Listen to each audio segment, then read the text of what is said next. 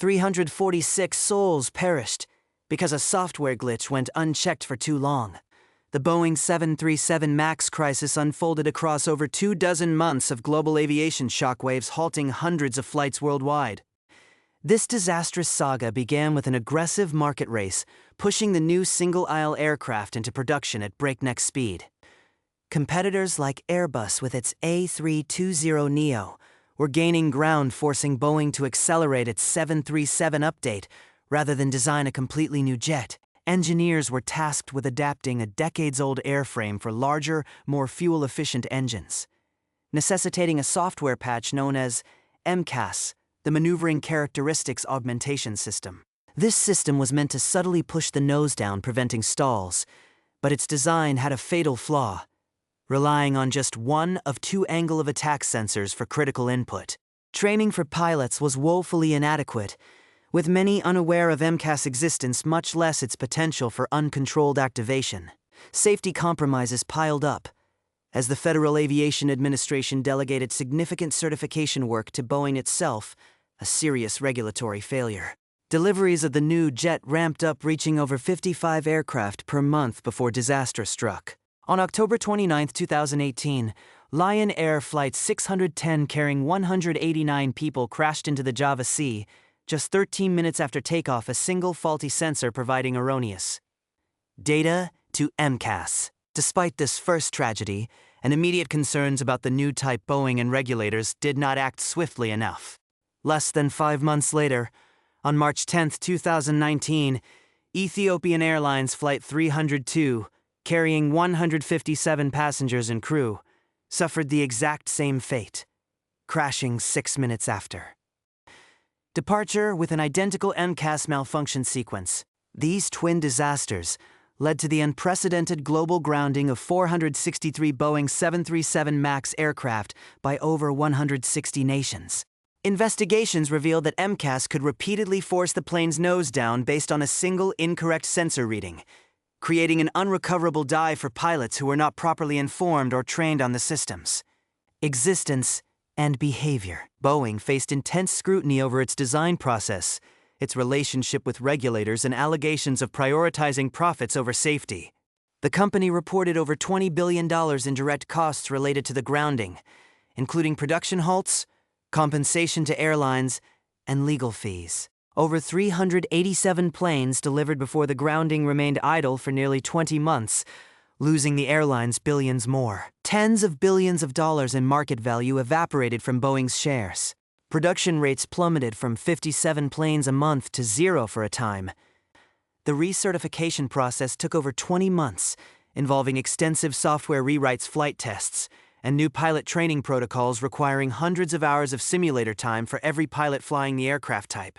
New regulations demanded redundant sensor checks and an always-on pilot override capability for MCAS, along with extensive documentation that was previously withheld or obscured. The crisis severely damaged public trust in Boeing, a century-old aviation giant, and prompted a massive reevaluation of aircraft certification practices, globally impacting over 50 regulatory bodies. A secret software command killed 346 souls. The Boeing 737 MAX crisis unfolded over more than 24 months, shaking global aviation foundations. Hundreds of flights were grounded worldwide. This tragic mess began because Boeing wanted to beat Airbus and its A320neo. Instead of building a new jet, Boeing rushed to update its 737. Engineers had to fit much bigger, more fuel-efficient engines onto a decades-old airframe.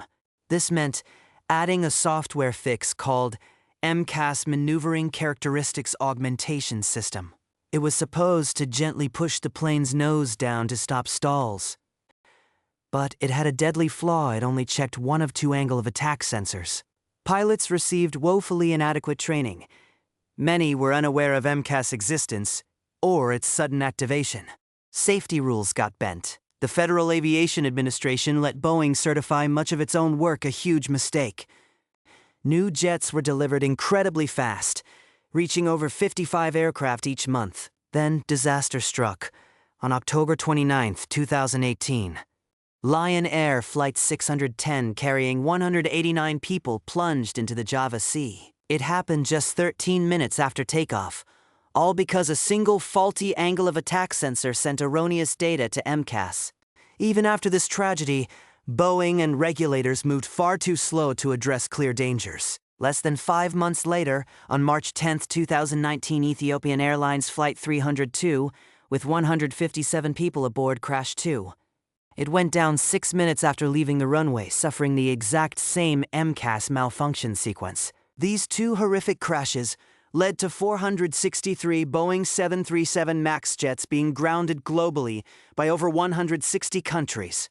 Investigations showed MCAS could keep forcing the nose down from just one faulty sensor. Pilots had no proper training, making recovery impossible. Boeing faced huge questions about its design choices and whether it prioritized profits over safety. The company reported over $20 billion in direct costs. This included production halts, compensation to airlines, and legal fees. More than 387 planes sat idle for nearly 20 months. Airlines lost many billions more. Production rates plummeted from 57 planes a month to 0 for a time. The recertification took over 20 months. It meant software rewrites, flight tests, and new pilot training protocols. Hundreds of hours of simulator time became mandatory for every pilot. New regulations demand redundant sensor checks and an always-on pilot override capability for MCAS. Extensive documentation previously withheld or obscured finally came to light. This crisis badly hurt public trust in Boeing, a storied century-old company. It prompted a massive reevaluation of aircraft certification practices, globally impacting over 50 regulatory bodies. 346 lives ended because of a hidden line of code. The Boeing 737 MAX crisis revealed deep flaws over 24 months. Boeing, desperate to beat Airbus in its A320neo, rushed an update for its old 737 instead of a new jet. This meant fitting bigger, more fuel-efficient engines, requiring a software fix named MCAS, Maneuvering Characteristics Augmentation System. MCAS was supposed to gently push the plane's nose down to prevent stalls, but fatally checked only one of 2 angle of attack sensors. Pilots received woefully inadequate training, many unaware of MCAS' existence or its sudden activations. Safety rules bent as the Federal Aviation Administration let Boeing certify much of its own work, a huge mistake. Over 55 new aircraft were delivered each month incredibly fast.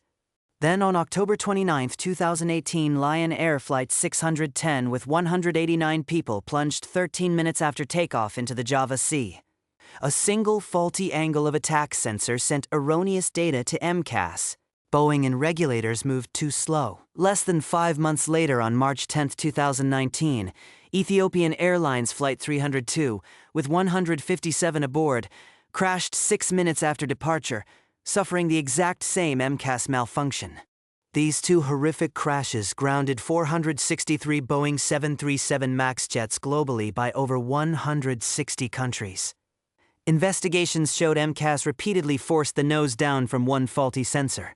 Pilots had no proper training, making recovery impossible. Boeing faced huge questions, prioritizing profits over safety. The company reported over $20 billion in direct costs, including production halts, airline compensation, and legal fees.